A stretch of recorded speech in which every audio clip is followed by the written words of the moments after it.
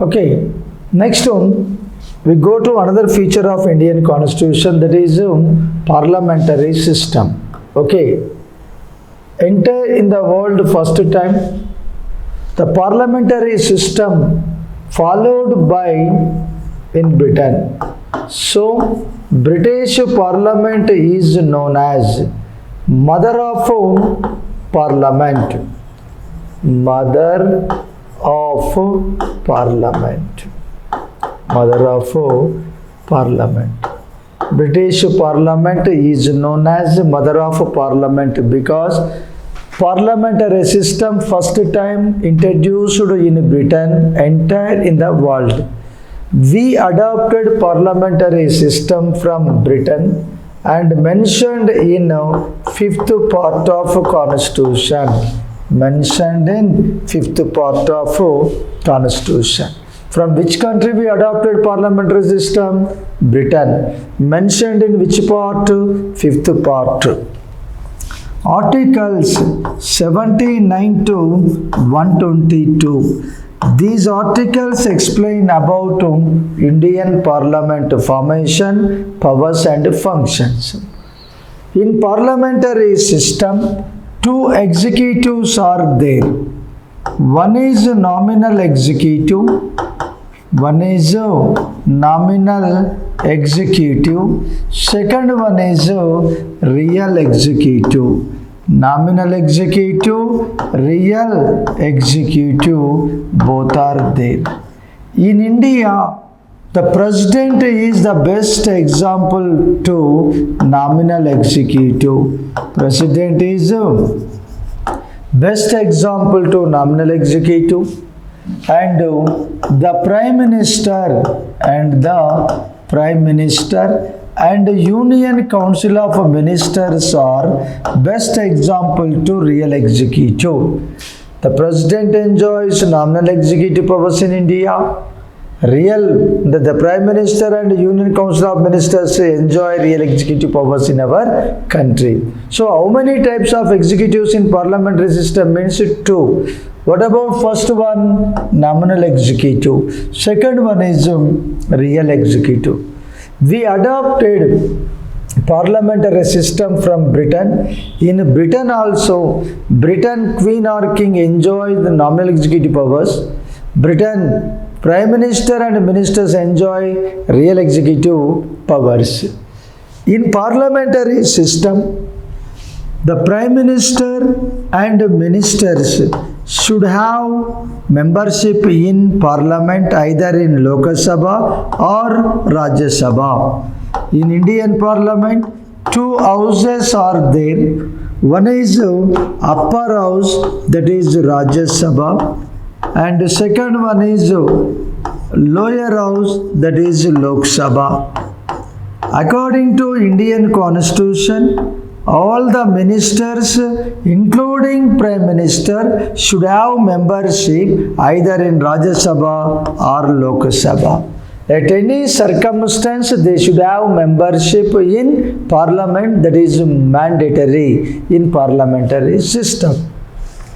Okay. Most of the Indian Prime Ministers came from Lok Sabha.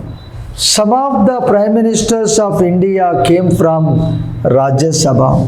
So far, 4 Prime Ministers came from Rajya Sabha. Those names are: first one Indira Gandhi, second one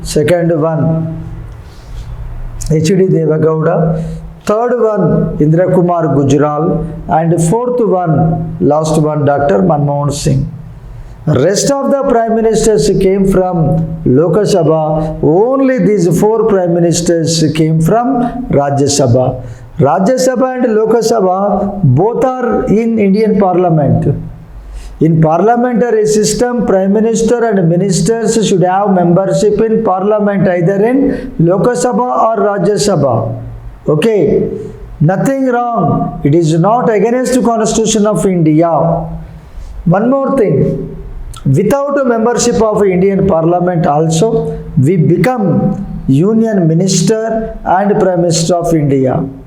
But condition apply. What is that condition? particular prime minister or minister should elect to any one house of the parliament within 6 months. For example, PV Narasimha Rao, HD Deve Gowda, they became prime minister, okay, without membership. HD Deve Gowda. Within 6 months, PV Narasimha Rao elected to Lok Sabha and HD Deve Gowda elected to Rajya Sabha within 6 months. Nothing wrong. Both are in Parliament, Rajya Sabha, Lok Sabha. According to Indian Constitution, such type of Prime Minister and ministers should elect to any one house of the Parliament within 6 months. That is a mandatory. PV Narasimha Rao elected to Lok Sabha within 6 months. HD Deve Gowda elected to Rajya Sabha within 6 months. Okay. Next one.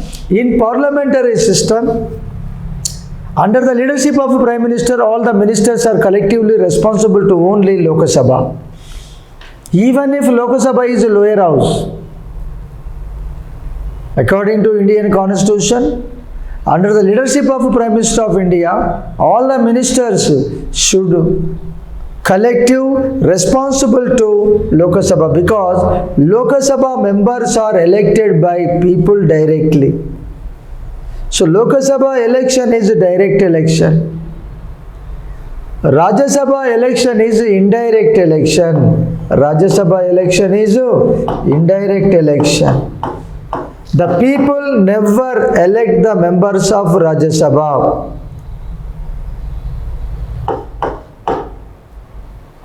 Okay, people never elect the members of Rajya Sabha. State assembly members elect the members of Rajya Sabha. We are electing assembly members, they are electing Rajya Sabha members. So that is the indirect election. Whether it is a direct election or indirect election, both are there. So according to Indian Constitution and in parliamentary system, all the ministers are collectively responsible to only Lok Sabha in our country. Okay, the ministers continue in office up to pleasure of only Lok Sabha. Okay, suppose the ministers lost confidence in Rajya Sabha, nothing will happen. Emi jaragadu. The government cannot dissolve because according to Constitution, ministers are collectively responsible to only Lok Sabha. Ministers continue in office up to pleasure of Lok